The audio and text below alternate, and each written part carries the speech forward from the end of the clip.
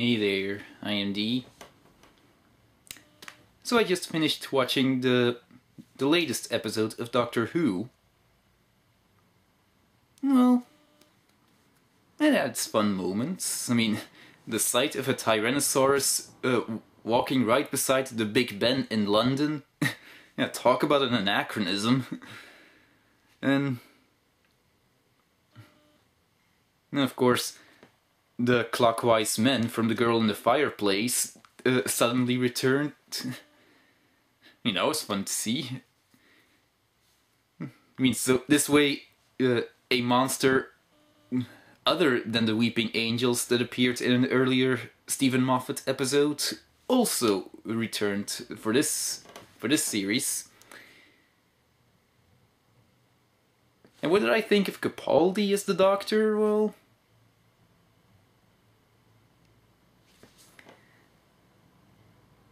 that's kind of hard to say. I mean, in the beginning he seemed to still be acting a bit like Matt Smith, but then I guess he only, the character I mean, was only just recovering from being Matt Smith. So, yeah, of course the transition was a bit, would have been a bit bumpy. But towards the end, well, I guess the best way to describe him is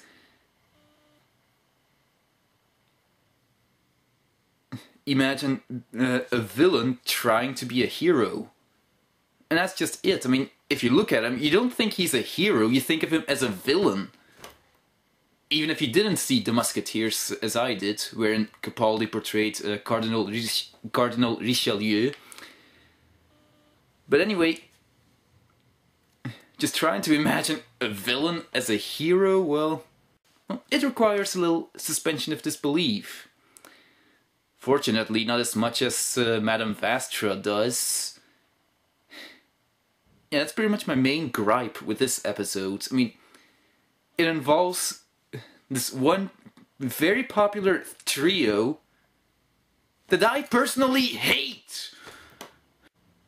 I don't know what it is, but every time I see them on screen, they just grind my gears. I mean, they're two women, they're married. Yeah, gay marriage is barely accepted today. I don't think they would accept the same thing back then, but even if they did, it's a marriage between a human and a Silurian. Like I said, this couple alone requires a bit too much suspension of disbelief. Not helping matters is the third person in this trio, the Sontaran Strax. I don't get it. I mean, he makes a lot of jokes in which he... Okay, unintentional jokes, but anyway, so he thinks people's hair are their hats, would confuse a girl for a boy, and vice versa. Would think he has to take people's clothes if they can't give him their coats. Some of these things might work if this was his first time interacting with humans, but it isn't. Maybe that's my main gripe with this trio. There's far too much disbelief that I have to suspend, and even if I was half as old as I am now, I still wouldn't be able to. Another thing that kind of bugs me is, how did the dinosaur even get there?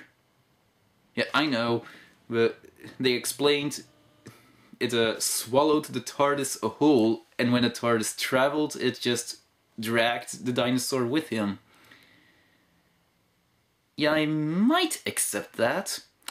Except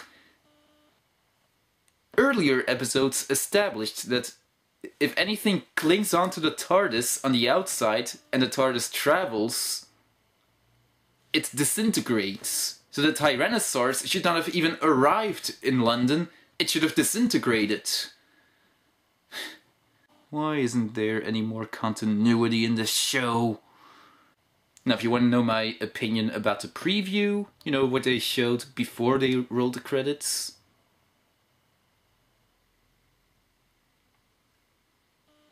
I actually turned off my TV when that happened. Unlike most people, I actually want to be surprised when I see the actual episodes. I don't want to know too far in advance what's gonna happen. I mean, it's one of the reasons that I even avoided watching a trailer for this episode, so yeah, I have no idea what to expect whatsoever.